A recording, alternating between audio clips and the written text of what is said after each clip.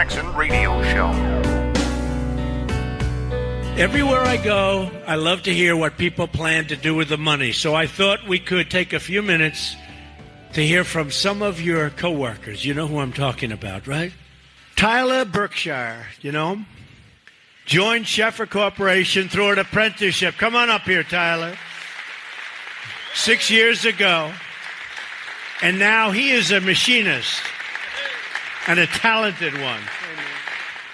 In addition to his $1,000 bonus, his paychecks are bigger because he's paying less taxes. Tyler, you're up here. I'm going to give you a chance, like maybe 30 seconds or less, to explain what you're going to do with all that extra money, in this case, over $1,000. Amen.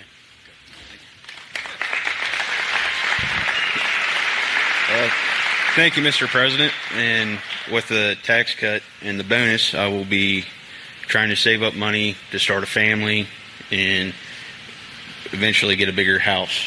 Oh, so I like that idea. Yep, that's good. And I appreciate all your hard work that you've been putting in, and all your Rob Portman and everybody else. Yeah. So just want to say thank you. I appreciate it, Tyler. That's beautiful. Beautiful job. Thank you, Tyler. Beautiful. Gotta love that the workers are getting their money back and telling people what they're going to be doing with it. I love that. Welcome, everybody. Kevin Jackson. It's the Kevin Jackson Show. I love the idea of ordinary people just, it's not about buying a yacht or buying a Ferrari. These are people that are doing the basics, man. I can put my kid in summer camp. I can, my wife can get her hair done, or my brother can get his feet massaged or whatever. You know what I mean? These are just ordinary Americans giving their reasoning, the things that they can do that they couldn't do before because they got a little bit more money back in their checks.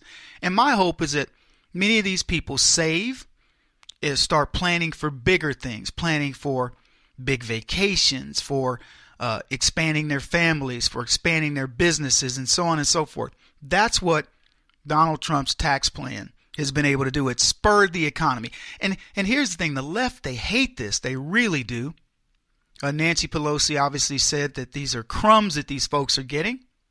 There's a picture circulating of her house. I don't know if you've seen Nancy Pelosi's house. It's absolutely stunning. If you were going to have a little plot of land in San Francisco, and that's the spot. If I were going to claim, let's just say this, if it's a zombie apocalypse, I'm going right there. I'm going to take over her house, and I'll keep the zombies out. It's gorgeous. And it's easy to figure out why she sees it as crumbs. And I've said this. When you don't have to do anything to make money, it seems like crumbs. I remember as a kid, when I would get my paycheck, I made $3.15 an hour on my first job. That was minimum wage. And I remember as a kid calculating when I went to buy something, that's an hour's worth of work. That's the way I look at it. If something, because I wasn't getting, $3.15, you're bringing home $3, you're bringing home $2.75. So I would go, okay, if something cost me $3, I would go, that's over an hour of work. Or just for the sake of discussion, it's an hour of work. And I'd ask myself, is that thing worth an hour of my time? And it was funny. When you start asking it that way, you get very tight with your money. And I'm glad I did that. I'm glad I went through that little exercise. And so when Nancy Pelosi, somebody says you're going to get $1,000, I don't think of it as $1,000. I think of it as how much time would it take me to earn that $1,000?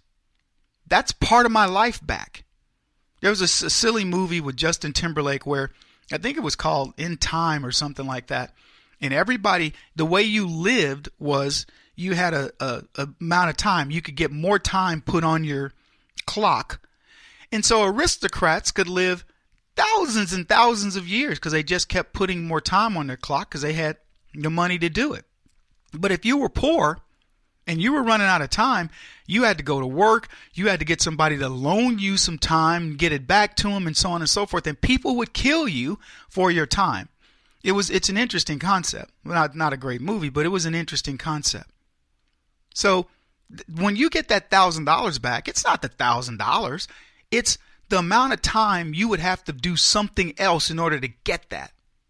And Donald Trump, in effect, the way we measure, he gave people time.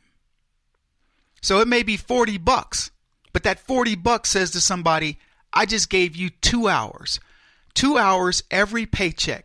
But regardless of the number, 2 hours a paycheck, 4 hours a paycheck, 10 hours a paycheck. The question is, what are you going to do with your time? And the bigger question is, who gave you back that time?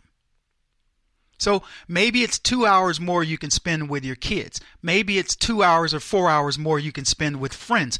Maybe when you put it all together, it's a week you can spend with your mate or whomever, right? It's now your choice. And that one thing that we don't get, folks, that everybody, the time is the same amount for everybody. A second is my second. It is for you too. Now, we don't know how many seconds we're going to have, but we know a second is a second. And what Donald Trump is giving people with this money is he's giving you back the most precious thing you can have. And what people should be asking themselves right now is, what do I do with this recovered time? How do I make the most of it? Some people may want to make it a business. Some people may want to do other things. I don't know. But do what you will. Make it the best. Let's see what Nancy Pelosi and the Democrats have to say about this windfall for GM workers. Have you seen this? Yeah, happy workers in the auto industry because a $7.3 billion accounting charge pushed General Motors into a $3.9 billion loss for 2017. But without the expense, the company posted record per share earnings. So this means, excluding these one-time items, GM made $9.9 billion, $6.62 per share, the highest since leaving bankruptcy in 2009. The earnings beat Wall Street estimates. Analysts said they expected it to be $6.33 a share. Full revenue, $145.6 billion. Why?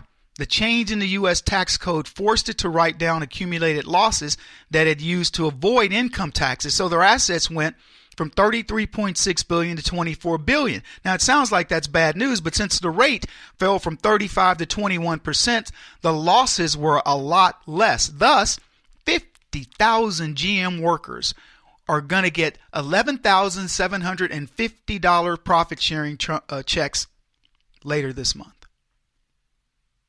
Not $1,000, not a $2,000 bonus, not a $3,000 bonus.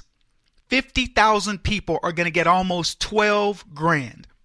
Now, I'm sure in Nancy Pelosi's world, that's still not a whole lot of money, right? But I believe for most of us, that's buying back a lot of time. See, that's a really nice vacation. That's an addition to your house. That's paying for the new baby. That's a lot of cheddar.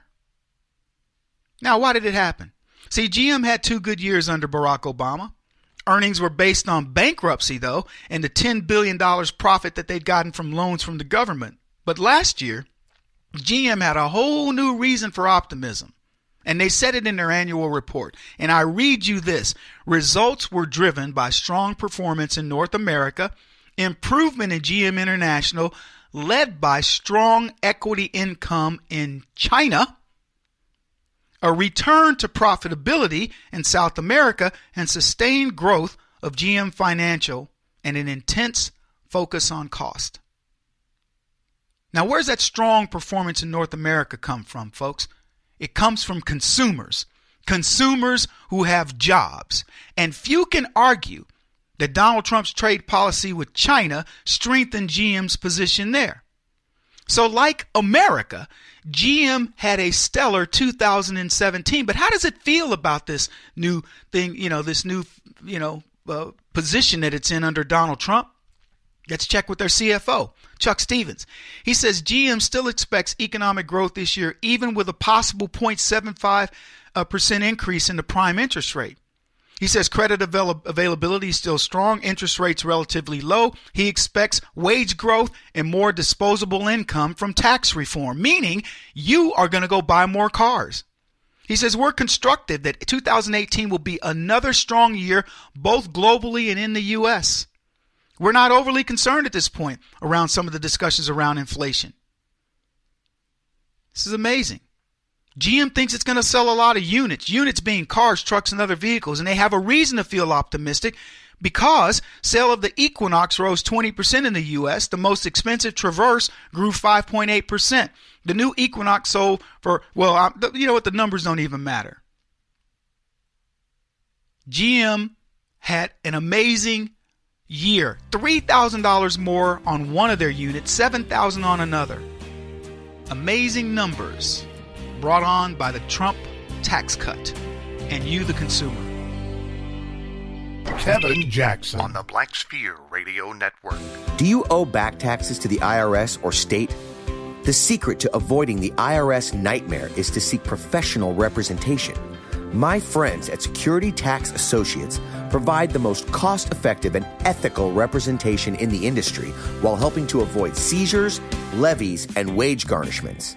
Security Tax Associates is here to ensure that the appropriate steps are taken to permanently eliminate any possibility of future tax burdens once and for all.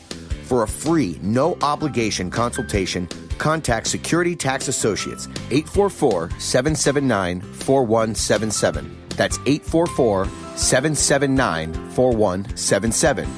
844-779-4177. Or visit them at securitytaxassociates.com.